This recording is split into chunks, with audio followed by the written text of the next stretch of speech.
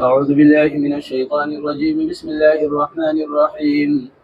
يسألونك ماذا أحل لهم قل أحل لكم الطيبات وما علمتم من الجوارح مكلبين تعلمونهن مما علمكم الله فكلوا مما أمسكنا عليكم واذكروا اسم الله عليه واتقوا الله إن الله سريع الحساب. یہ سورہ مائدہ کی چوتھی آیت کریمہ ہے. اس آیت کریمہ سے پہلے اللہ تبارک و تعالی نے جو حلال جانور ہیں ان کو ذکر فرمایا تھا، اور پھر وہ حلال جانور بعض حالتوں میں بعض صورتوں میں حرام ہو جاتے ہیں، اس کو ذکر کیا تھا.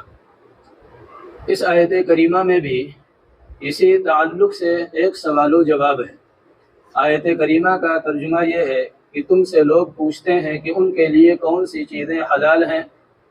کہہ دو تمہارے لیے پاکیزہ چیزیں حلال کی گئی ہیں، اور جن شکاری جانوروں کو تم نے اللہ کے بتائے ہوئے طریقے کے مطابق سکھا کر شکار کے لیے سدھا لیا ہو، وہ جس جانور کو شکار کر کے تمہارے لیے روک رکھیں اس میں سے تم کھا سکتے ہو، اور اس پر اللہ کا نام لیا کرو، اللہ جلد حساب لینے والا ہے.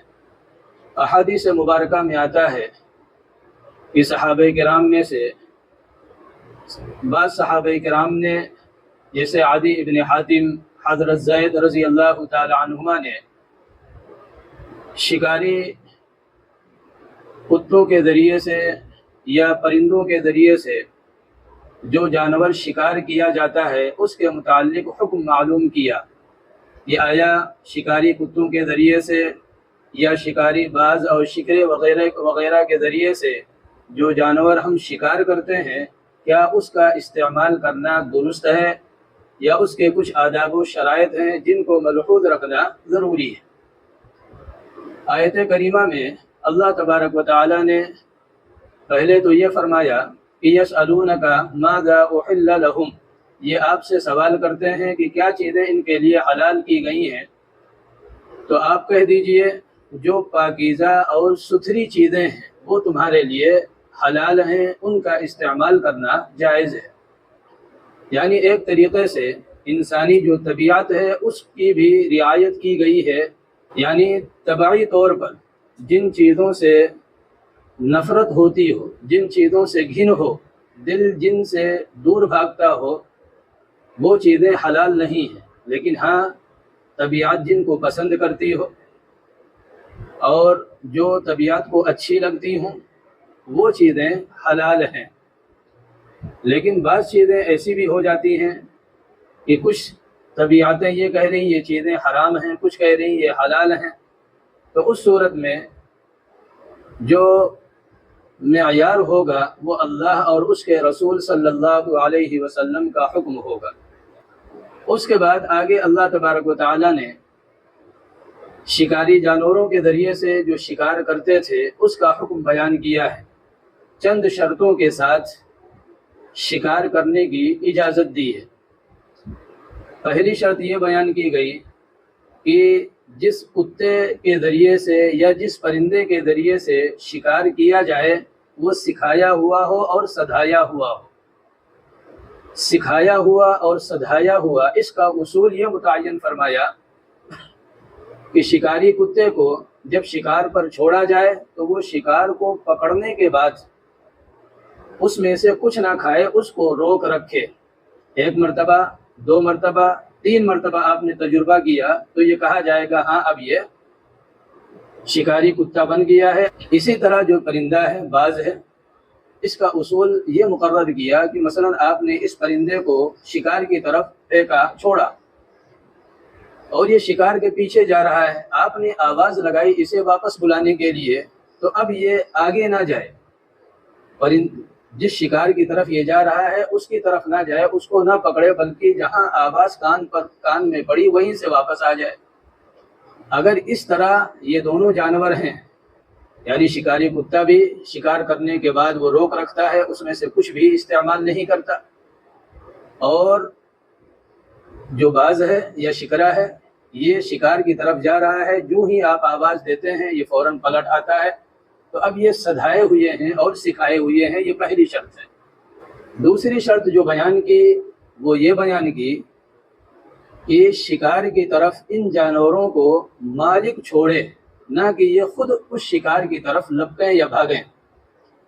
یعنی شکاری کتا شکار کی طرف خود سے نہ گیا ہو، یا اسی طرح جو پرندہ ہے یہ شکار کو خود بخود جو ہے شکار نہ کیا ہو، بلکہ مالک نے جیسے ہی کوئی اس نے شکار دیکھا کتے کو چھوڑ دیا یا پرندے کو چھوڑ دیا، پھر ان دونوں نے کوئی چیز شکار کی۔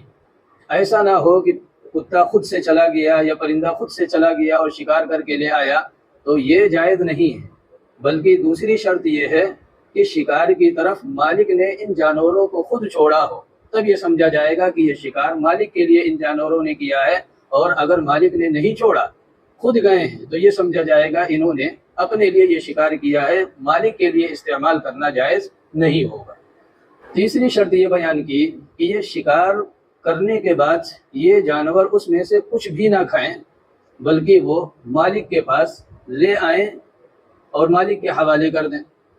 اگر اس میں سے کچھ کھا لیا تو پھر اس صورت میں یہ سمجھا جائے گا کہ یہ سکھایا ہوا یا سدھایا ہوا ابھی نہیں ہے، ابھی اتنا سیکھا ہوا نہیں ہے، ابھی اس کو سکھانے کی ضرورت ہے، اس لیے کہ اس نے کھا لیا تو اس کا مطلب اس نے اپنے لیے شکار کیا۔ چوتھی شرط یہ بیان کی کہ بسم اللہ پڑھ کر انہیں چھوڑا گیا۔ ان جانوروں کو، شکاری کتے ہوں یا پرندے ہوں، ان کو جب شکار کی طرف پھینکا گیا یا دوڑایا گیا تو کتے کو چھوڑتے وقت یا باز کو چھوڑتے وقت مالک نے بسم اللہ کہا ہو، بسم اللہ کہہ کر چھوڑا ہو۔ اب اس صورت میں اگر یہ شکار پر گئے، شکار کو پکڑا اور مالک کی طرف مالک تک پہنچنے سے پہلے یا مالک ان جانوروں تک پہنچے اس سے پہلے جو شکار ہے وہ مر گیا، تو اگر بسم اللہ پڑھ کر چھوڑا ہے اور باقی جو اوپر کے 3 شرائط بیان کیے گئے وہ تمام شرائط موجود ہیں، تو پھر اسلام اجازت دیتا ہے کہ استعمال کیا جا سکتا ہے۔ لیکن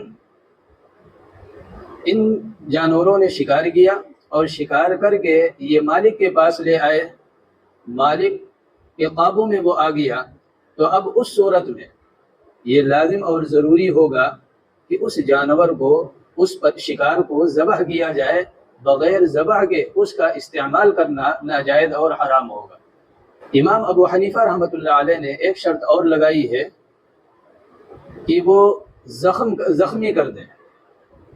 من الجوارح سے حضرت امام ابو حنیفہ رحمۃ اللہ علیہ نے استدلال کیا ہے کہ وہ زخم لگا دیں، زخمی کر دیں۔ تو یہ تمام جو حکم ہے یہ ان جانوروں کے لیے ہے جو متوحش ہیں، جو انسان کو دیکھ کر بھاگتے ہیں، لیکن ہاں وہ جانور جو انسان کے لیے اللہ نے مسخر کر دیے ہیں، تو ان کا تو ذبح ہونے کا یا ان کا پاک ہونے کا جو طریقہ ہے وہ یہی ہے کہ ان کو ذبح کیا جائے، بغیر ذبح کے وہ جائز نہیں ہے۔ لیکن جو متوحش ہیں، جو انسان سے بھاگتے ہیں، ان کو شکار کرتے ہوئے جن جانوروں کے ذریعے سے شکار کیا گیا اور تمام شرائط ان شکاری جانوروں میں موجود ہیں، تو اس صورت میں اگر وہ مر جائیں تو استعمال کی اجازت ہے لانے سے پہلے مالک کے پاس، اور اگر مالک کے پاس لے آئے تو پھر ذبح کرنا ضروری ہوگا۔ آگے فرمایا واتقوا اللہ، اللہ سے ڈرو۔ اللہ ہر حکم بیان کرنے کے بعد یا کوئی قانون بیان کرنے کے بعد خوف خدا کا حکم ضرور دیتا ہے، اللہ کے ڈر اور خوف کو دل میں بٹھانے کا تذکرہ ضرور کرتا ہے تاکہ اس قانون پر عمل کرنا آسان ہو جائے۔ اللہ یہ فرما رہا ہے کہ ایسا نہ ہو کہ اب انہی شکار اور انہی سب چیزوں میں پڑھ کر نماز، روزہ اور جو ضروری تمہارے ذمے فرائض و واجبات ہیں ان کے اندر کوتاہی کرنے لگو، ایسا نہ ہو۔ آگے اللہ نے فرمایا ان اللہ سریع الحساب، اللہ جلد حساب لینے والا ہے، یعنی عنقریب یہ زندگی ختم ہوگی اور پھر جو کچھ اس زندگی میں کیا ہے ان تمام کا حساب اللہ تبارک و تعالی لے گا، اور وہ حساب بڑی جلدی ہو جانے والا ہے، زیادہ وقت نہیں لگے گا۔ اللہ تبارک و تعالی ہم سب کو کہنے سننے سے زیادہ عمل کی توفیق دے۔ وآخر دعوانا ان الحمد للہ رب العالمین۔